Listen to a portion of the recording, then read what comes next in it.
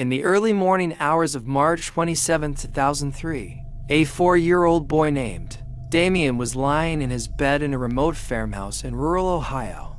Suddenly, the silence was broken by the sound of his bedroom door creaking open. Damien, being a kid, assumed it was just his great-grandparents coming in to check on him. So he squeezed his eyes shut and pretended to be asleep. But then he heard the floorboards groan as someone walked across the room, stopping right at the edge of his bed. Curious, Damien squinted, his eyes open just a crack. Standing over him wasn't his grandfather. It was a massive, hulking figure dressed entirely in green, looking like a literal monster. And that monster was pointing a 12-gauge shotgun directly at his head. To understand how Damien ended up staring down the barrel of a gun, we have to look at the day before. March 26th, 55-year-old Linda Myers was driving home through Darke County, a place so rural, it's mostly just cornfields and silence. She and her husband, Jack, owned a local pizza shop. Life was busy but good. They lived on a 40-acre farm, a place so isolated you couldn't even hear the neighbors. When Linda arrived that evening, she saw Jack behind the barn, hunched over an old car engine. At his feet was Damien, their 4-year-old great-grandson. Jack and Linda were raising Damien because his mother, Amber, had been a young teenager when he was born. It was a happy arrangement, but a tense one. Damien's biological father, Andrew, was furious about being cut out of the child's life and had recently threatened to kill Linda at her pizza shop. That night at dinner, the air was heavy. Jack was stressed. He had just gotten into a massive blowout with his 25-year-old son, Greg. Greg was struggling with drugs, alcohol, and massive debt. He had begged Jack for money to save his house, and for the first time, Jack had said no.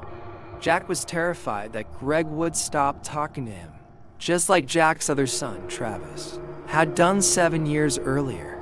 Linda comforted him. They tucked Damien into bed, and eventually, the farmhouse went dark. The next morning, a mile away at the local preschool, the teacher was starting class when Damien came sprinting through the door. He was out of breath, still in his pajamas, and had a dark brown smear on his shirt. When the teacher knelt down to ask what was wrong, the little boy looked at her with wide, terrified eyes and said, "My great-grandparents' faces are melting. I tried to clean them with wipes, but they just kept melting." Sergeant Mark Whitaker arrived at the farm minutes later.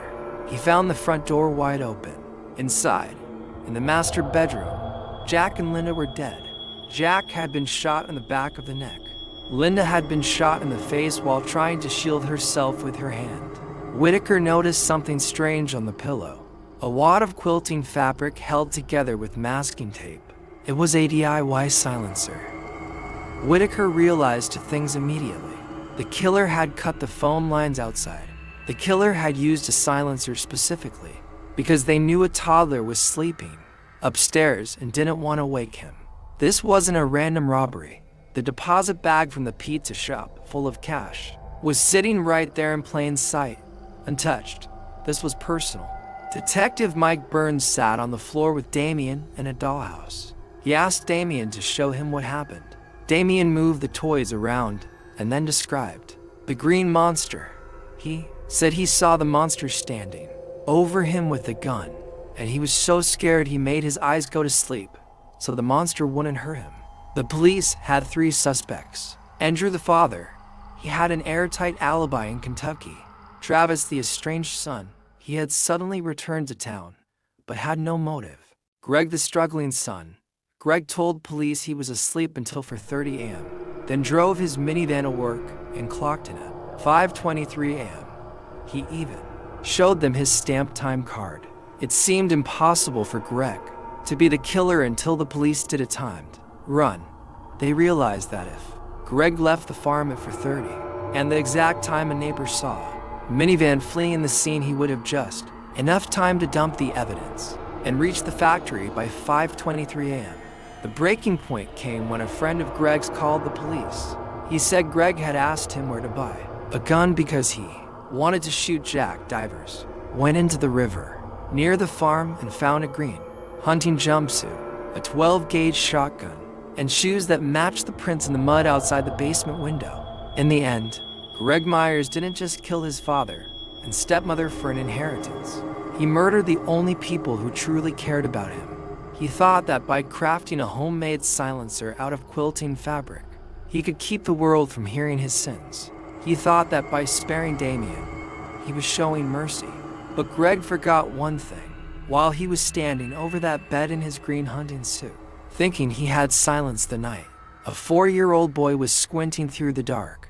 Damien didn't see a father figure or a family member. He saw a monster, and that monster eventually led the police right to Greg's door. Today, Greg is serving life in prison, while Damien has grown up, safe and away from the shadow of the farm. It's a haunting reminder that sometimes the things that go bump in the night aren't ghosts or demons. They are the people sitting right across from us at the dinner table. If you found this story as chilling as I did, make sure to hit that like button and check out our playlist for more stories that prove the truth is often darker than fiction. Until next time.